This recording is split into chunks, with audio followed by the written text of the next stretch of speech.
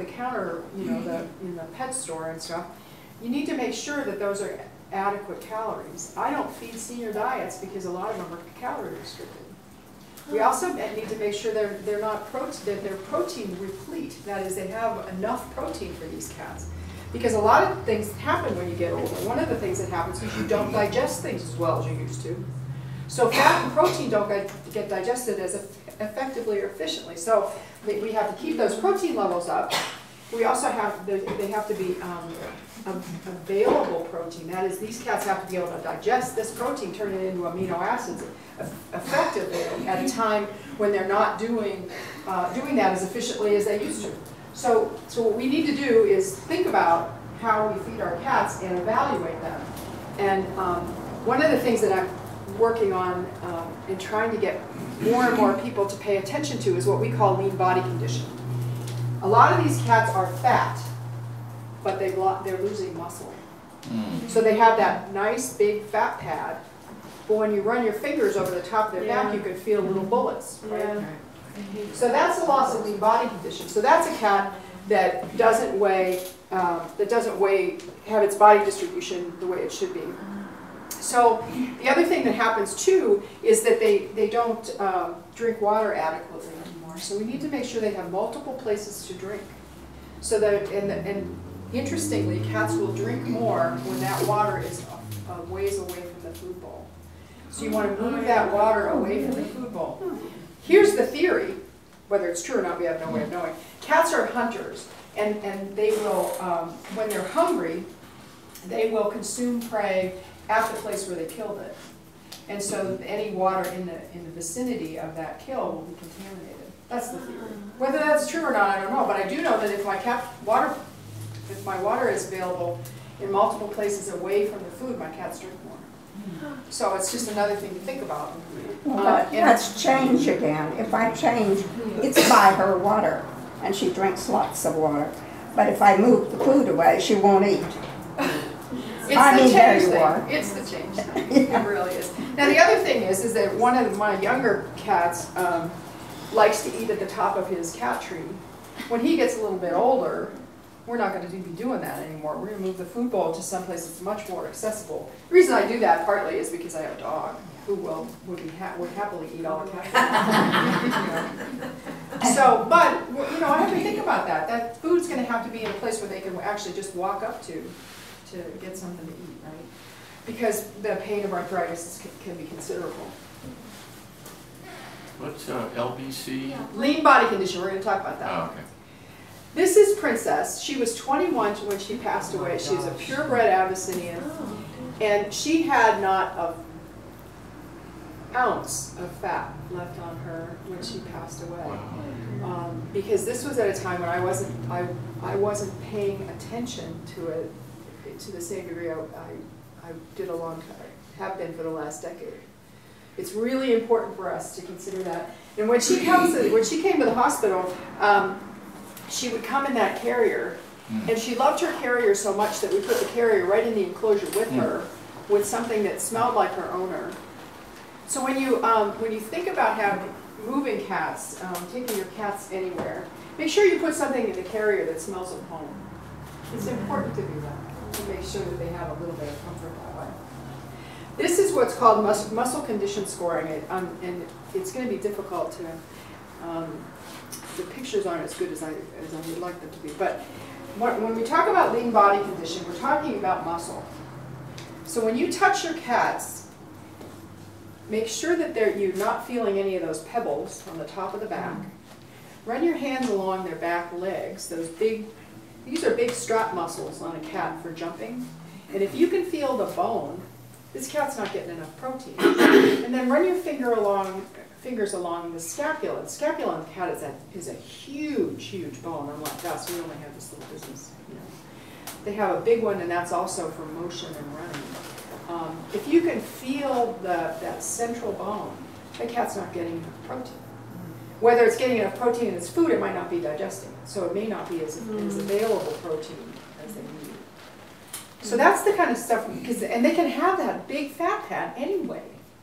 Because what's happening is that cats are pure carnivores. They use protein for energy. And if they're, instead of glucose, you know, we get energy from everything. That's why all of us are a little heavier than many of us are a little heavier than we should be. Because everything is energy for us. Carbohydrates are really good energy for us, but not cats. So what happens when they don't get enough protein or they don't digest enough protein in their GI tract is they use amino acids from their own protein. So they use muscle for energy. So they can use amino acids have become very depleted in muscle and still have that big fat count. So that's why it's so important to pet your cat and run your fingers over the bones, because it may be that that diet that we're feeding them isn't quite as adequate. It was fine 2 years ago, but it isn't fine now, because these cats have a different way of digesting protein and they have different protein requirements.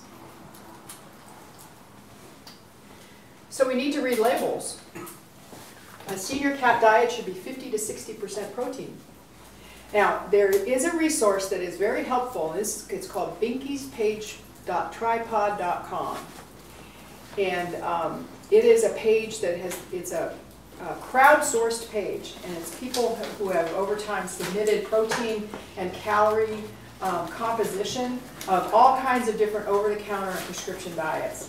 So everything from tender victuals to the Royal Canin prescription diets, everything is on there that just about. Now it changes all the time because God knows. I went to a pet store not too long ago. I could not believe the amount of cat food labels that I didn't recognize. There's new stuff all the time. And you know who they're marketing it to? Us. Yeah, people. You know, so they make all these claims about this food, and we don't have any way of knowing whether they're legitimate or not. So it's a really, really big problem. I put a few examples down of some of the things. It's tough to find food that I would actually think would be have adequate protein for a senior cat. And some of it isn't, in fact most of it isn't the fancy high calories or high cost prescription diets. Fancy It's feast. amazing how many of the cat foods have vegetables in them. Oh yeah, well that's because they're marketing to us. I know. It's like, oh yeah, it's got blueberries, antioxidants, I love blueberries, you know? And you'll open the can and it'll have carrots in it. I'm like, Yeah, this must right. be well balanced. It's got orange carrots in it. You know, they're marketing to us and it's big business. So we have to be label readers. So these are some examples of things that are actually, and you have to be able to read labels because you have to know that you're not only getting enough calories, but you're actually getting enough protein for these guys.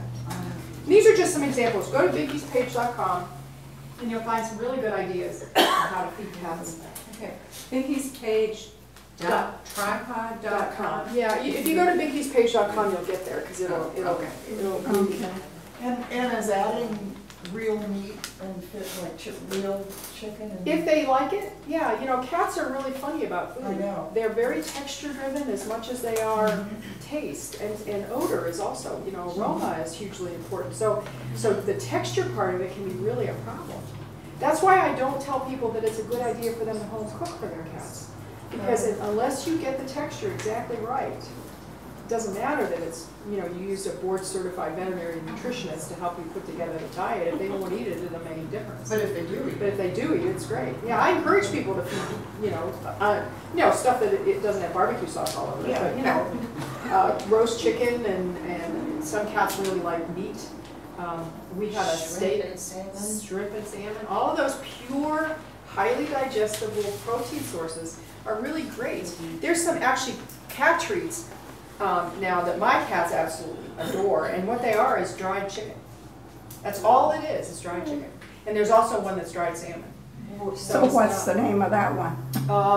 The essential Life Essentials. life essentials. Oh, Is that like Petco or PetSmart? You can get them all over the place, yeah. We have them here too. oh, okay. So when you think about cat treats, that's a really good point. It's a good subject because everybody, you know, people say, oh, temptations and all that stuff. Find something that's 100% protein. You know, even if it's something that you know you make at home, and use those high-value cat treats as rewards. Omega-3 fatty acids are very, very important if you can get them into them. Some cats will readily, and some new diets now are actually supplemented. If you're going to look for anything as a supplement, this is what to look for.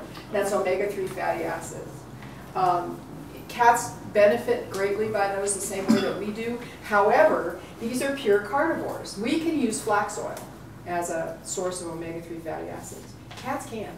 They can't convert that plant form of oil into the essential omega-3 fatty acids that they need. So and you can't use cod liver oil because they hate it. And it can be toxic, have toxic levels of vitamin A and B in it.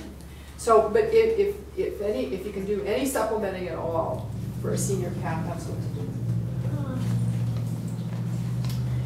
So I'm going to introduce you to Woody. He is in his 21st year. He still doesn't like to be inside. He has his own house in the garage with a heating lamp and heated bed and all that kind of stuff. At his prime, he weighed 16 pounds. I got him back before I was a feline specialist, so I had some preconceived notions about cats that I didn't. It turns out I was wrong about. And he liked to hunt, and because he was an outside cat, I couldn't stop him. And so I figured the only way to do that was to let him get fat. So I let him get fat, hoping it would slow him down. It didn't. All right, so here's who he is. He's hyperthyroid. He has chronic progressive renal disease. That means his kidneys aren't functioning as well as they used to. He has really severe osteoarthritis. A long time ago, he slid off of, there he is. He slid off of a car and broke two bones in his foot. I fixed them, but he's got more arthritis in that foot than he does in any other. This is Woody. Hey, Woody. Wow. So he's also, as I told you, he's got a little cognitive decline, a little senior Alzheimer's kind of thing going on. He vomits occasionally. He drinks tons and tons of water. He pees a lot. He fills the litter box up about once a day. He's got that vocal thing I was telling you about, and he can't see as well as he used to. But when you run your finger over the top of his back, you can't feel those pebbles on his back because he eats a diet that's 50% protein. Now, I was feeding him, What does the PU and Oh, sorry, Carl. This was a slide that was from a talk I did for a bunch of veterinarians, so it's got some bad words on it. PUPD means he drinks a lot of water and pees a lot. It's a fancy name. There's a fancy name. We pay big money for these fancy names. So he was on a different diet. I was feeding him a diet for a particular condition that he had, and I started to feel his back lose muscle.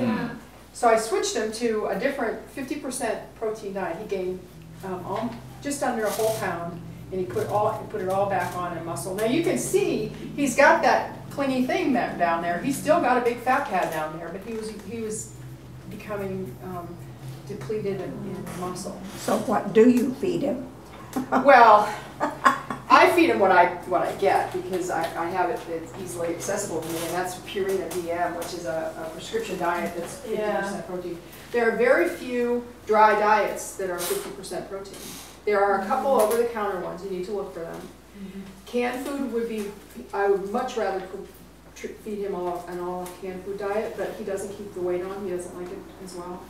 So, but he's on all kinds of medications. You don't even want to think about stuff that he's on. For his hyperthyroidism, he gets calcitriol for his kidneys. He gets a pill for his hyperthyroidism. He gets pain medication twice a day for his osteoarthritis. But he still jumps up on the outdoor furniture. He looks good. Yeah, he does. if you didn't give him the pain medicine, would he not be able to jump and hurt? He would hurt a lot. Oh. He's got some significant arthritis, worse than that paw that I fixed. You know, if you ever have a broken bone, you can count on the fact that that's going to have worse osteoarthritis than any other bone you have. And he does. His left front foot looks a little weird. And the only reason I wanted to bring him out is I had a movie of him moving, which is that, and what I wanted you to see is that on proper pain medication and supplementation, you can have a senior cat walk normally and comfortably and jump and do all those kinds of things. So, but he gets pain meds twice a day. He gets gabapentin. Gabapentin is super cheap. It's not something that you have to pay through the nose for. It's very, very cheap because it's used in human medicine a lot. So he's a pretty comfortable guy, but he wouldn't be if we didn't do all this stuff. And does he take his medications really Oh, easily? hell no. Thank you. That's the one thing that he has not forgotten, is that he is a huge pain in the neck to deal with. So it's usually a two-person job. He does love Paulus though, and so he tolerates it. And it's really interesting. I'm not sure if it's because he's in cognitive decline or not, but he seems to forget. He never holds a grudge. You know, he just, you know, that 1 minute out of his day is 23 hours and 59 minutes that's left. He feels he doesn't mind it too much. He doesn't resent us. You know, he kind of forgets all about it. But no, he's not easy to medicate. And that's how he drinks water. And the reason, you can see there's a metal pan down there, and we have to turn it on, and then he has to stick his face in it so he can find it. And it has to hit the metal pans because it makes a big loud noise. So when you're thinking about your own cats, the only reason I show you this picture is to think about ways in which you can encourage water consumption, because these cats do tend to not consume as much water as they should. So some of them get dehydrated, some of them get constipated. And water, as you all know, is the stuff of life. So anything that you can do, whether it's a fountain or putting lots of different sources of water. I have patients who love the tuna water out of the can. So you give them the tuna water out of the can, and then you squeeze the tuna out, put the tuna in a little food storage thing, fill it with filtered water, stick it in the refrigerator, and now you have a whole lot of tuna water. So flavored waters are, yeah, they like them. You know, Woody needs to drink a lot of water because his kidneys are in trouble. So we needed to figure out a way that he could find the water. You know, because he doesn't see very well, he can't hear. So. Let me ask you about the water thing with him. If he needs to drink, somebody has to be home to turn the faucet on? Well, he's got water available all the time. This is just to encourage him to drink more. So yeah, we're around. We turn the water on and we don't leave it on, of course, because we're in a drought. He doesn't like a fountain. We tried that.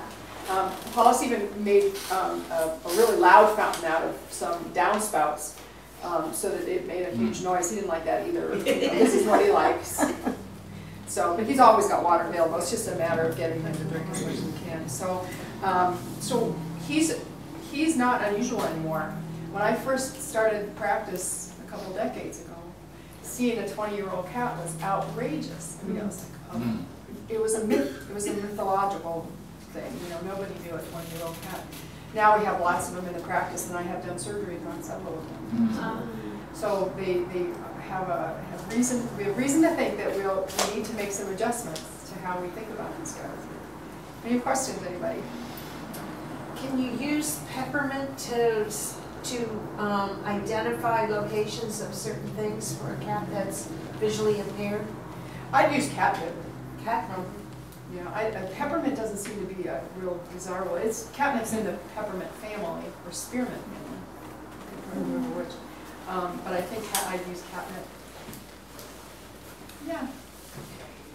In terms of the bellowing in the night, which usually goes on in the kitchen because she's gone from the garage back to the kitchen and the bedroom is all the way down the end of the house, I answer her. Oh yeah. Because she's saying, "Where are you?" Yeah, yeah. And so I answer her in English and then in cat talk. Isn't it amazing what we do? I know, I find myself talking that language a lot. Sometimes that's it, it's disorientation. You know, it's like, where am I now? Exactly. Sometimes it can be really annoying. Feel away can help that sometimes if it's anxiety related. Some of these cats get a little bit more anxious as they grow older. So, but anybody else? You're a great group. I really appreciate all your comments. Yes? Well, since, what's your cat's name? Woody. Woody and Mischief have the same disease. How do we need to talk, I guess, so that I can figure out, because He's been on, or she's been on the YD diet because of the thyroid problem and the kidney problem, and we got little bullets down the back. Yeah, he was on, I wasn't gonna go there because it's really drawing the balance between what you're able to do medically and what you can't. Some cats fight medication so strongly, or they have a reaction to the thyroid medication, and so the YD is a good choice. But it's not protein, it's protein depleted. It's just not quite as good a protein source, and that's what I had him on. But, some cats do fine on it, and other cats. Could I add additional protein? Sure, if you could find something she likes, absolutely. Okay. People always say, oh, I don't feed any cat treats. Well, you should be. They should be high protein, really easily digestible kind of things like chicken. Is there a wet food that you can recommend that has protein? She still loves her wet food. I would look on Biggie's page because I think that I will. when I looked there were several, and I put a couple on the slides. Yeah, and the one you had on the slide, I give her, yes. Yeah, and you just make sure you. But she's kind of like humans. She gets tired of the same kind. Yeah. Mhm. Yeah, I know. I don't want to eat food every day. Yeah, okay. Would you repeat the instructions for palpating the cat to feel the muscle or the bones? Sure, I'll show you. How about that? Yeah. I'll show you how to do it. Because you said do something around their flanks, it sounded like. Well, not so much there. The long bones, these big muscles in the back legs of cats are the biggest ones on them. And they're for jumping. They're big. Yeah, we sure. call them strap muscles, right? And those are the ones you can first feel because you'll start being able to feel that big femur. And if you can feel that, then you know that it's not, you've got some problems. So when I figured out he was having trouble was when all I did was rub my fingers over the top of his back like this, and I invite you to pet him. He had, you could feel those dorsal, they're called dorsal spinous processes, they're bones that stick up. You feel them in your own back, right? And then these big muscles here. Oh, yeah. And then the other one is on the scapula, the big scapula. So one here, Yeah. So is this normal? this is normal. And then back here? Back here, he's lost a little bit of muscle, but because you can feel his femur. Oops, hey bud. See, isn't this true? He thinks I'm a good person. He's tolerating you.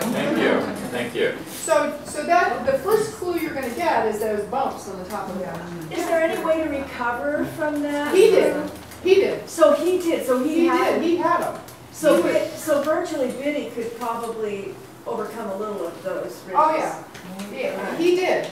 I could feel him. That's why I switched his diet. Okay. He started putting on weight. He put on muscle. Okay. So and then the other thing, I know you mentioned something about human food earlier, but Scooter used to like scrambled eggs just plain. Is that a no-no or? No, it's a perfect. It's one of the best protein sources on the planet. Good. So does mine. Wonderful. Well, I'll see if she'll eat one. Yeah, and if your doctor has told you only eat an egg a week, that's a myth now. Yeah, right. All they have to do is say it's okay to eat bacon.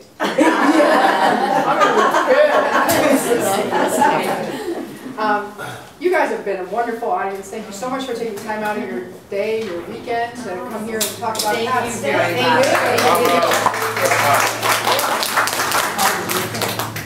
you. Cookies and coffee. Yeah, if I have to eat all these cookies, I'm going to be mad at you all. And we also have the flyers, please take one, it's for our next class next month. And it is also RSVP, obviously we don't have a lot of space, so sign up or call me. And the award goes to.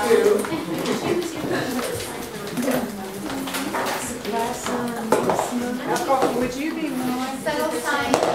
Sandy, you know I belong to Osher Lifelong Learning, and we're doing specialized lectures and speeches or workshops, and sometimes they're an hour, sometimes they're 2 hours, and what have you.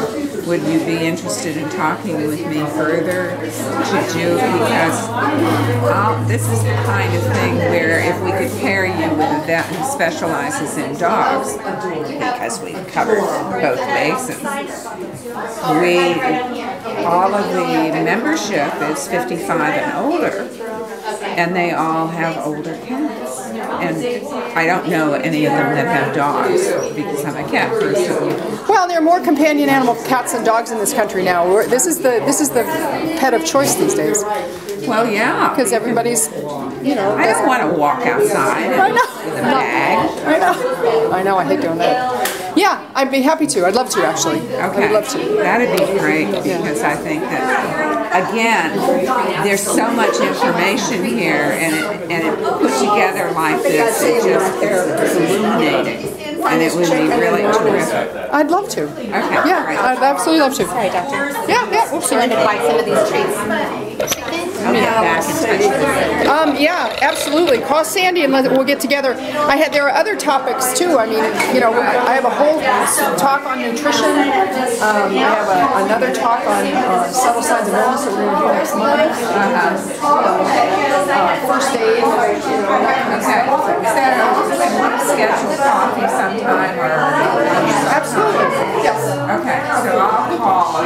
Yeah. She runs my schedule because I have important things. Yes. Sooner the better. Just a quick question. Sure. Kitty was here, and